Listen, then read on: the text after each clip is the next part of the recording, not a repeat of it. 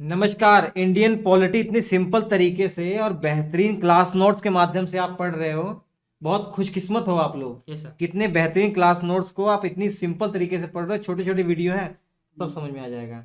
इससे पहले कौन सा लेक्चर था बताइए? 6 ये कौन सा लेक्चर है? 7th लेक्चर है। और आज के इस वीडियो में 1861 का भारत परिषद अधिनियम पढ़ेंगे। Indian council act of 1861। अभी तक आपने क्या देखा? 1858 से क्या? अरे नोट्स काहे बना रहे हो यार? हेडिंग से लिख रहे हैं। नो हेडिंग होडिंग बाद में देखना। ये notes already Shri education application पर अवेलेबल हैं। SHRIEDUCATION एप्लीकेशन डाउनलोड कर लो, वहां पे पड़े हुए हैं। Yes sir. नोट्स और बाद में बनाना होगा तो बाद में बनाना। Okay sir. अभी फिलहाल ऐसे समझो। तो 1861 भारत परिषद अधिनियम। इससे पहले 1858 का भारत शासन अधिनियम देखा था आपने। आपने देखा कि भैया हो क्या रहा है कि ईस्ट इंडिया कंपनी से शासन छीन लिया। अब हमारे ऊपर किसका रूल आ गया? ब्रिटिश पार्लियामेंट का। ब्रिटिश पार्लियामेंट का रूल आ गया, या कहा जाए ताज का शासन आ गया। कब से? 1858 से। ये कब तक रहेगा? 1861। 1947 तक रहेगा यार। 1947 जब देश हमारा जब तक आजाद नहीं हो तब तक हमारे ऊपर कंपनी ने ब्रिटिश पार्लियामेंट ने रूल किया ना। हाँ। अब वो जो हमारे ऊपर टैक्स लेकर सॉरी एक्ट लेकर आई है, कानून लेकर आई है समय समय पर, उसी को हम पढ़ रहे हैं। Yes sir. ताकि हम तुलना करते रहें। जो हमारा संविधान जब हम पढ़ेंगे तो हमें तुलना करने में मजा आए भैया, पहले क्या सिचुएशन थी और आज कितना डेवलप हो गए हम। ओके यही तो उद्देश्य हमारा पढ़ने का। यस। अब देखिए ये ऐसे हैं, एक्ट ऐसे हैं ना, किसी एक नोड को आप पकड़ लेंगे, एक गांठ को पकड़ लेंगे, एक एक्ट को पकड़ लेंगे तो सारे याद हो जाएंगे, क्योंकि आपको पता समय समय पर क्या क्या परिवर्तन हो रहे हैं। Yes sir. ठीक है, ठीक है। अभी 1861 का भारत परिषद अधिनियम, सबसे पहले दिमाग लगाकर सोचिए। इससे पहले सर आपने बताया था भारत शासन अधिनियम। Yes sir. हमारे ऊपर वो शासन कर रहे हैं, इसलिए भारत शासन अधिनियम हमने 1858 का ब्रिटिश पार्लियामेंट ने बना दिया। लेकिन अभी 1861 भारत परिषद अधिनियम क्यों कह रहे हैं? क्योंकि इंडियन काउंसिल या भारत परिषद का गठन हो चुका है। अरे भूल गए क्या? 15 लोगों की टीम थी भारत परिषद, हाँ। इसका गठन हो चुका है। हाँ। अब ये बिल पेश कर रही है, अधिनियम पेश कर रही है ब्रिटिश पार्लियामेंट में कि क्या क्या प्रावधान किए जाने चाहिए। अब वो कानून बन जाएगा तो भारत परिषद अधिनियम उसी के नाम से जाना जाएगा। Yes sir. Indian council act. Okay sir.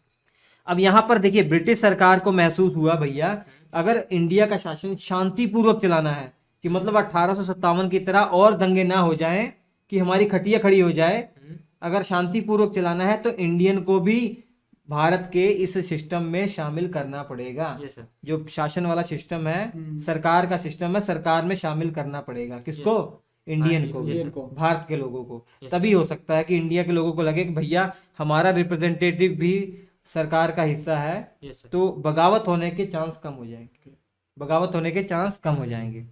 इसी उद्देश्य से ये एक्ट आया। अब इसकी विशेषता क्या है समझने का प्रयास कीजिए, एक एक चीज। मच्छर काट लिया क्या टकले पे यार? चलिए देखिए, पहली विशेषता क्या है? वायसराय की विधान, हंसो मत, वायसराय की जो विधान परिषद है, इसमें पहली बार भारतीयों को गैर सरकारी सदस्य के रूप में जोड़ा गया। Yes sir. मतलब सरकारी नहीं है। हाँ, गैर सरकारी सदस्यों के रूप में जोड़ा गया। एडिशनल मेंबर थे। मैं आपको समझाता हूँ पूरा अच्छे से, देखिए ये अच्छे से समझिए। पहले मैं इसको जूम कर दूं, एक बार थोड़ा समझने का प्रयास कीजिए। देखिए पूरा आ रहा है ना, एक बार समझने का प्रयास कीजिए। वायसराय और उनकी कार्यकारी परिषद, विधान परिषद क्या थी। देखिए सबसे पहले मैंने आपको 1833 के एक्ट में लिखाया था। सर आपने बताया था 1833 के एक्ट में कि एक वायसराय है, वायसराय, इनकी पहले केवल कार्यकारी परिषद होती थी, पहले केवल कार्यकारी परिषद होती थी। लेकिन अब इनके पास विधान परिषद भी है, विधान परिषद। तो मतलब कानून बनाने वाला जो सिस्टम है, एक अलग से सिस्टम बना दिया गया, विधान परिषद। ये कब से बनाया गया? 1833 से। इससे पहले वायसराय की केवल एग्जीक्यूटिव काउंसिल थी, वही शासन करती थी, वही कानून बनाती थी छोटे लेवल पर। हालांकि बाकी मेन कानून तो ब्रिटेन की पार्लियामेंट से बनकर आते थे। जो लोकल लेवल पर छोटे छोटे कानून ये कार्यकारी खुद बनाते थे, खुद इस पर शासन करते थे। Yes, लेकिन 1833 के एक्ट से विधान परिषद निर्माण कर दिया गया। इसमें वास्तव में किया क्या गया, देखिए जो विधान परिषद का काम क्या होगा, कानून बनाना। yes, sir. तो इस विधान परिषद के अंदर वो सदस्य भी शामिल हैं जो ये कार्यकारी सदस्य हैं। Yes, sir. मतलब विधान परिषद में कौन कौन से सदस्य होंगे, एक तो कार्यकारी जो परिषद है, एग्जीक्यूटिव काउंसिल है, Yes, sir. जो बहुत इंपॉर्टेंट बहुत खास होते हैं, वायसराय के द्वारा नॉमिनेट किए जाते हैं, वो भी शामिल हैं, प्लस कुछ एडिशनल मेंबर। कौन से मेंबर, Additional. Additional member. तो यही तो कहा गया, वायसराय की परिषद में कुछ एडिशनल मेंबर को मिलाकर एक विधान परिषद बना दिया गया, ऐसा कहा जा रहा है। Yes, sir. तो इसका मतलब ये है कि एडिशनल मेंबर को मिलाकर और जो कार्यकारी जो परिषद है, ये कार्यकारी परिषद है, इन दोनों को कॉम्बिनेशन ही विधान परिषद कहलाता है। ऐसा नहीं है कि वायसराय की कार्यकारी में अलग सदस्य हैं और विधान परिषद में अलग सदस्य हैं, नहीं। वायसराय मैं हूं, मेरी एक एग्जीक्यूटिव काउंसिल है जिसके द्वारा मैं शासन कर रहा हूं, वो मान लीजिए 5 लोग हैं जिसके द्वारा मैं शासन कर रहा हूं। अब एक विधान परिषद है जिसके द्वारा मैं कानून बना रहा हूं। जो विधान परिषद होगी इसमें वो 5 लोग भी शामिल होंगे। Yes, sir. 5 लोगों के अलावा कुछ और शामिल होंगे, उनको एडिशनल मेंबर कहा गया है, अतिरिक्त सदस्य कहा गया है। ये सिस्टम है। Okay, sir. मैं आपको गारंटी देता हूं, जितने बच्चे पढ़ने वाले हैं 70 से 80% बस याद कर लेते हैं, उनको अंदर की बात नहीं समझ में आती, इसलिए आगे जो चीजें आने वाली हों वो रटते हैं, लेकिन आपको रटना नहीं पड़ेगा, ये मेरा वादा है। अब ये सब मिटाकर मैंने देखिए क्या लिखा हुआ है यहाँ पर। हमारा दूसरे पॉइंट की विशेषता क्या है, हमने विशेषता आपको बताया कि भैया इस 1861 वाले एक्ट की विशेषता ये है कि जो अतिरिक्त सदस्य थे Yes, sir. उनमें इंडियन को जोड़ा गया। अब समझने का प्रयास कीजिए। अब वायसराय की एक कार्यकारी परिषद है Yes, sir.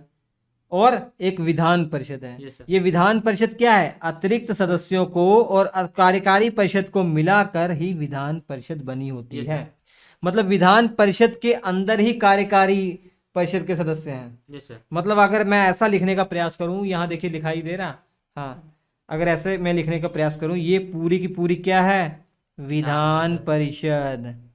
इसके अंदर अतिरिक्त हाँ, इसके अंदर अतिरिक्त एग्जीक्यूटिव काउंसिल मतलब कार्यकारी परिषद, परिषद। और यहाँ पर अतिरिक्त, दोनों अंदर ही हैं। ठीक है, अंदर ही हैं। और यहाँ पर वायसराय भी अंदर ही हैं, क्योंकि वायसराय भी तो उस विधान परिषद के सदस्य हैं। Yes, sir.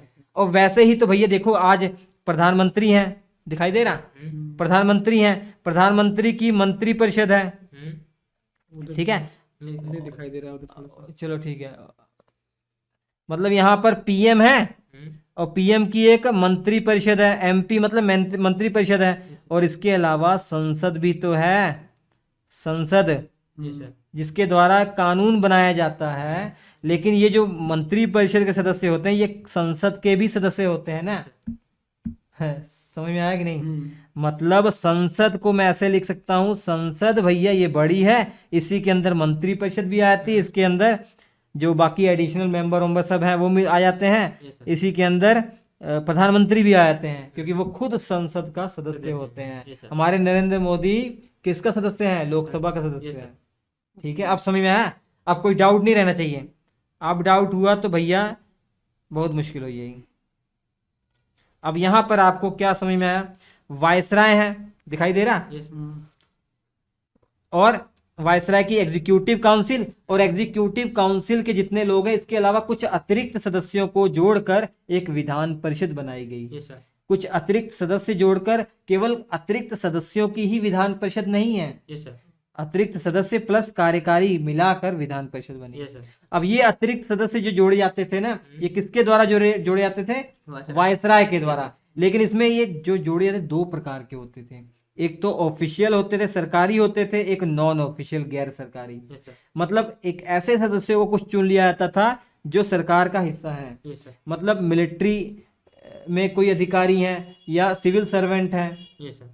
ठीक है, जैसे आईसीएस अधिकारी हैं, उनको चुन लिया किसी ना जाता किसी था, पद पे रहते थे. हाँ, सरकारी पद पर। Yes, sir. और गैर सरकारी कोई सरकारी नौकरी वाले नहीं हैं, उनको चुना गया।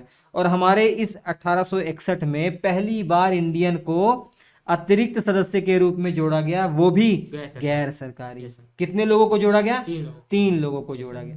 समझ में आ गया, अब सारा फंडा क्लियर है। अब सारा फंडा क्लियर है बच्चों? आप लोग को समझ में आ गया होगा तो एक बार थैंक यू जरूर बोल दीजिएगा। बहुत सिंपल तरीके से मैंने आपको एक्सप्लेन किया, ये आ गया। चलिए ठीक है, ये किसी भी किताब में ऐसा इंफॉर्मेशन नहीं है आपको, यस सर। ठीक है? पूरा रिसर्च करेंगे इसको तब आपको ये समझ में आएगा। Yes sir. अब 3 सदस्य कौन थे जो 1861 वाले एक्ट में जोड़े गए? ये sir Dinkar Rao, yes sir. Banaras के राजा, पटियाला के राजा। Yes, किसके द्वारा नॉमिनेट किए गए? किसके द्वारा? वायसराय के द्वारा। Yes, उस समय वायसराय लॉर्ड कैनिंग थे। Yes sir. ये प्रावधान तो 1861 वाले एक्ट में किया गया था, लेकिन 1 साल के बाद इस एक्ट पर अमल किया गया और लॉर्ड कैनिंग ने 3 इंडियन को भारत की जो विधान परिषद है Yes, sir. उसके अतिरिक्त सदस्यों के रूप में जोड़ लिया। Yes sir. अब समझ में आ गया? Yes, चलिए, अब दूसरी विशेषता क्या है वो समझने का प्रयास कीजिए। आ रहा ना, सब कुछ क्लियर है? दूसरी जो इसकी विशेषता है भैया, मद्रास, बंबई और जो अन्य प्रेसिडेंसियां थी यस सर। उनको कानून बनाने की शक्ति फिर से दे दी गई। Yes sir. भैया 1833 वाला एक्ट आपने पढ़ा, ये क्या छोटा मोटा हो जाता पेन। 1833 का एक्ट आपने पढ़ा। 1833 में क्या किया गया था? पूरा सिस्टम सेंट्रलाइज कर दिया गया यस था। सर। मतलब इसकी शुरुआत तो 1773 से हो रही थी। 1773 से जब ईस्ट इंडिया कंपनी का शासन था तो धीरे धीरे केंद्र को वो मजबूत करना चाह रहे थे, कर रहे थे, सिस्टम सेंट्रलाइज कर रहे थे। और 1833 आते आते सेंट्रलाइज की हद ही पार हो गई कि की पूरी पावर सेंटर को दे दी गई। राज्यों से जो गवर्नर हैं, प्रांतों में गवर्नर हैं, उनसे अधिकार छीन लिया गया कानून बनाने का। Yes sir. केवल किसके पास था? भारत के गवर्नर जनरल के पास था। लेकिन अब कंपनी का रूल हट गया है, किसका रूल आया है?